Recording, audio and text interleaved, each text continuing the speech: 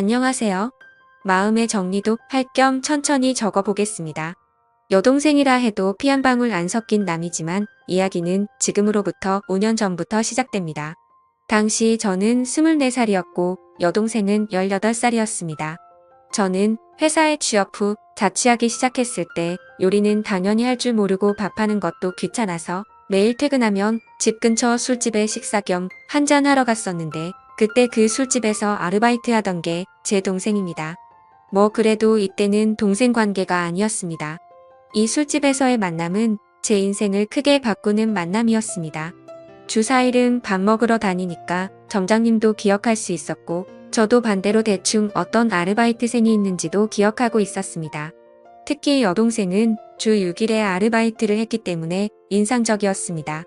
그래서 평소처럼 자리를 잡고 한잔 마시면서 밥을 먹고 있었는데 그날이 토요일인데다 평소보다 더 붐볐습니다. 20여 개 있는 테이블도 제 옆자리만 비어있을 정도였습니다. 사람이 너무 많아서 혼자 테이블 차지하고 있는 게 눈치가 보여 후딱 마저 먹고 나가려고 생각하고 있었는데 느닷없이 누군가 말을 걸었습니다.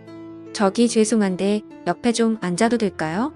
그때는 제 동생도 아니었고 뭐 어쨌든 피가 안 섞여서 동생은 절대 아니니까 편의상 수지라고 적을게요. 저에게 말을 건 사람은 수지였고 아무래도 아르바이트가 끝난 시간이었던 것 같습니다. 아르바이트 끝나고 식사를 하기 위한 자리가 제 옆밖에 안 비어 있었던 거죠. 저는 앉아도 된다고 했습니다. 하지만 그와 동시에 복장을 초라하네 눈이 갔습니다. 제 또래의 여자로 보이는데 깨묻은 티셔츠에 촌스러운 청바지 그리고 낡은 컨버스 주 6일이나 아르바이트 하는데 꽃 살 돈이 없나? 돈을 모으고 있나? 라는 의문이 들어도 머릿속의 생각으로만 끝났지 물어볼 수는 없었습니다. 그날은 결국 대화다운 대화도 나누지 못했지만 왠지 호기심이 생겼습니다. 수지가 자리에서 일어난 후 가게 점장님께 수지에 대해서 무심코 물어봤습니다. 수지 씨는 뭔가 학비라도 모으고 있어요? 훌륭하네요. 나이도 젊은데 왜 그렇게 생각해? 아니 올 때마다 항상 아르바이트를 하고 있고 옷도 잘 안 사 입는 것 같아서요. 아니 쟤는 집안 사정이 많이 복잡해. 사정이 많이 딱해. 그래서 안타까워서 아직 고등학생이지만 아르바이트 쓰는 거야. 아 그래요? 고등학생인데 참 대단하네요. 반했어? 반하진 않았지만 왠지 모르게 흥미를 갖게 되었습니다. 그래서 기분 나쁘지 않은 수준으로 가게에서 말을 걸거나 자연스럽게 들리는 이야기들을 듣기를 3개월 정도 계속하던 어느 날 우연히 제가 가게 뒷문을 나온 타이밍에 수지가 가게 뒤에서 고함을 지르는 목소리를 들었습니다. 근처로 가보니 통화 중이었고 들으려고 했던 건 아닌데 고함을 지르는 모습에 무슨 일인지 궁금하여 근처에서 통화하는 것을 엿들었습니다. 들려온 내용은 자세하게 못 알아들었는데 뭔가 돈 때문에 혹신각신하는 것 같았습니다. 어제 30만 원 줬는데 왜 이런 대화였습니다.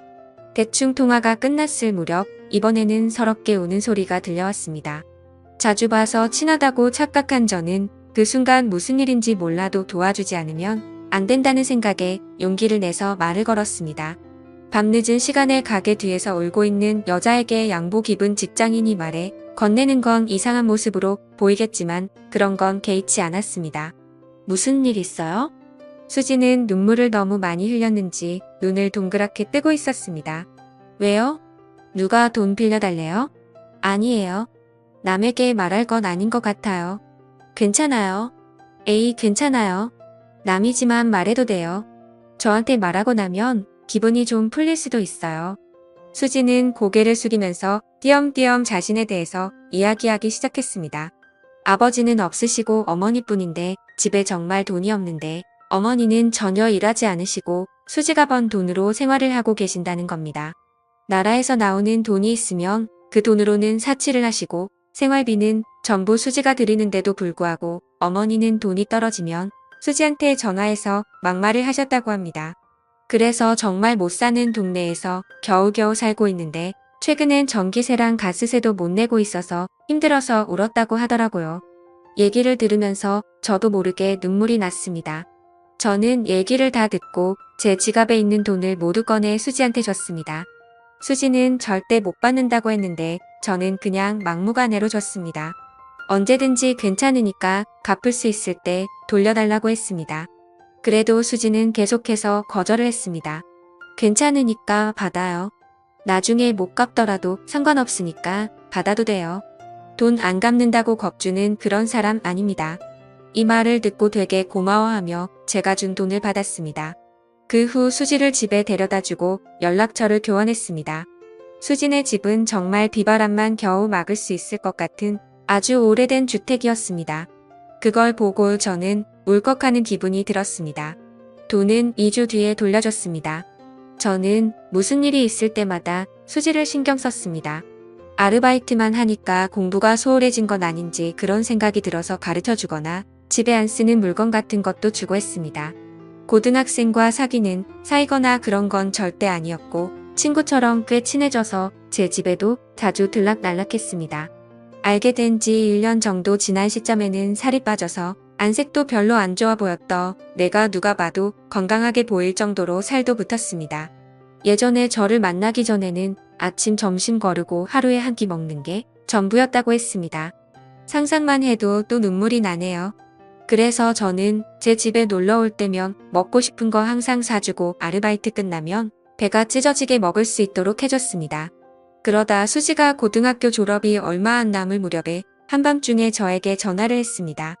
상당히 동요하는 목소리였고 숨을 제대로 못 쉬는 것 같았습니다. 통화로는 대화가 어려웠고 결국 저는 수지의 집으로 향했습니다. 집에 도착하니 수지가 나왔는데 눈물 범벅인 얼굴과 토사물이 얼굴과 옷 여기저기에 묻어 있었습니다. 천천히 진정시키고 무슨 일이냐고 물으니 어머니께서 갑작스레 심장마비로 술집 화장실에서 쓰러졌다는 겁니다. 계속 눈물만 흘리고 어쩔 줄 몰라 하는 수지를 데리고 어머니께서 옮겨진 병원으로 함께 갔습니다. 병원에 도착하자 이미 어머니께서는 안치소 같은 곳에 있었습니다. 같이 술을 마셨던 것 같은 아저씨가 거기에 있었습니다. 화장실에서 멀리 볼 때 심장마비를 일으켰나봐 수지는 계속 울었고 저도 어떻게 해야 할지 몰라서 저는 그냥 나왔습니다. 근데 그때나 지금이나 저는 깊이 생각을 안 한다던가 제멋대로인 면이 있는 건 알고 있지만 수지 어머니께서 쓰러지셨다고 했을 때 차라리 이게 잘된 게 아닐까 생각했습니다. 지금까지 수지를 괴롭혔고 수지도 자유로워질 수 있다고 생각했거든요. 하지만 수지는 효도를 못했다던가 자기가 신경 쓰지 않았기 때문에 죽었다면서 흐느끼어 울었습니다. 확실히 자기를 힘들게 했던 사람이라도 유일한 가족이었기에 어머니를 잃은 수지의 슬픔은 깊었습니다. 그 후 장례식이니 뭐니 하는 것은 어머니의 형제간에 거행하게 된 모양이었습니다. 그 장례식에서 앞으로 수지는 어떻게 해야 할지에 대해서 형제들끼리 대화를 나눈 것 같은데 일단 미성년자이니까 누군가가 수지의 양치권자가 되어야 하는데 아무도 맡으려고 하지 않았습니다. 다들 모르는 척 곤란한 척하기 바빴습니다. 정말 가족이란 게 뭘까 하고 속상했습니다.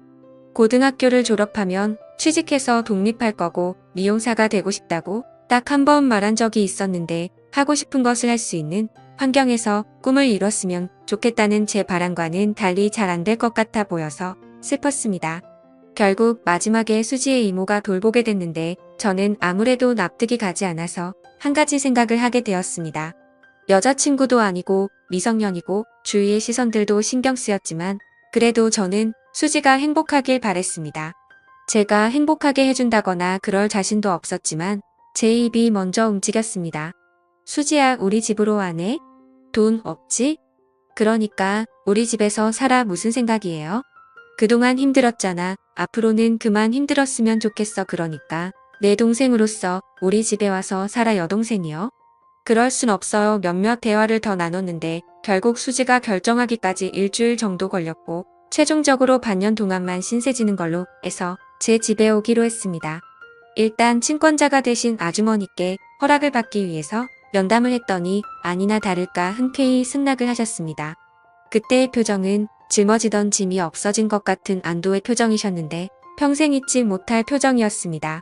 그리고 저와 수지의 남매 생활은 고등학교 졸업을 기점으로 시작되었습니다.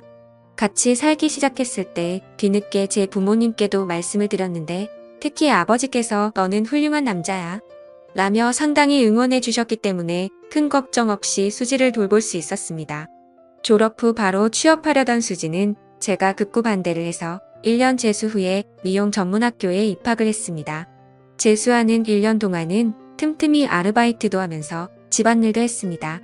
집안일도 처음에는 형편없었는데 점점 더 능숙해졌고 아르바이트에서 번 돈으로 매달 생활비도 보탠다고 하는 걸 말리다 보니까 반년만 신세진다던 약속이 어느새 학교도 졸업하고 취업도 했습니다. 처음에는 촌스럽게 차를 입었었는데 정말 예쁜 여자가 돼서 학교 졸업식에서 신세진 사람에게 메시지를 전하는 자리에서 다들 부모님이나 선생님을 얘기했는데 수지만 혼자서 탱탱씨 고맙습니다 하면서 메시지를 읽는데 눈물이 핑 돌더라고요. 처음에는 다음 달에 꼭 저에게 신세진 거 갖고 나가서 살 거라는 게 말버릇이었는데 언제부턴가 조금만 더 지내도 될까요? 라는 게 말버릇이 되어 있었습니다. 그런 애매한 관계를 결국 계속해서 지금에 이르렀는데 최근에 수지가 우리의 관계를 확실히 하고 싶다는 말을 했습니다. 저는 20대를 거의 수지에게 바쳤고 여자로서 의식하지 않았다고까지는 말할 수 없지만 우연히 손이라도 스치면 수지는 겁을 먹는 듯 했었고 처음 2년 동안은 돌아가신 어머니한테 원망받는다고 밤이면 밤마다 울고불고 최근 1년 동안은 화가 치미는 일도 많았습니다. 그래도 언제부터 좋아했는지는 모르겠지만 행복하길 바라는 여자를 평생 행복하게 해주기 위해 프로포즈를 위한 반지를 샀습니다. 그리고 오늘 처음으로 만났던 술집에서 프로포즈를 했습니다. 상대도 어렴풋이 눈치는 채고 했었겠지만 실제로 프로포즈를 하니 펑펑 울면서 숨쉬기도 힘들어해서 대답이 좀처럼 돌아오지 않아 매우 초조했습니다. 나와 함께 끝까지 있어줄래? 지금까지 5년 동안 같이 있었는데 앞으로 10년, 20년 나와 함께 있어줄래?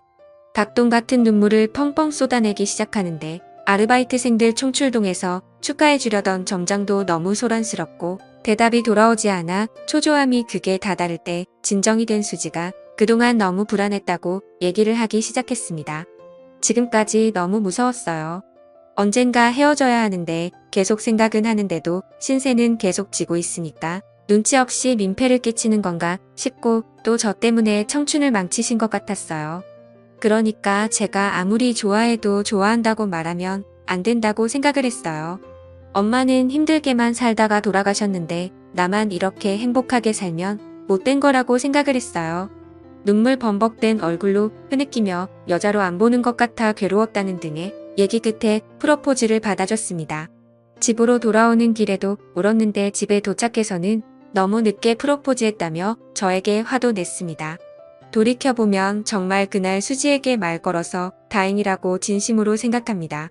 동시에 그때 제가 말을 걸지 않았다면 어떻게 되었을까 하고 생각하면 괴롭네요. 진심으로 사랑할 수 있는 사람을 만난 것에 하루하루 감사하면서 살겠습니다.